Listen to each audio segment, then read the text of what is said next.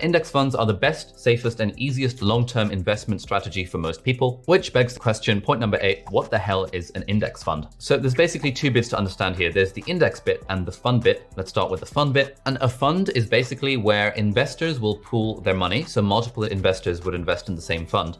And then that fund would have a fund manager, and the fund manager decides which companies the fund is going to invest in. For example, let's say I were managing a fund and I called it Gringotts, and let's say 100 people from my audience decided to invest in my Gringotts fund.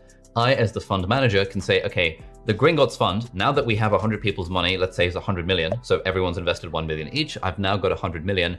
I'm gonna put 20% of that in Apple, 10% in Facebook, 10% in Amazon, 10% in Tesla, 10% in Netflix, 10% in Johnson & Johnson, all of that sort of stuff. And so you, the investor, don't have to worry about this because you trust me and my fund Gringotts to manage your money. And as the fund performs well, because the prices of these stocks and shares increases, you get the returns and I take a 1 or 2% management fee.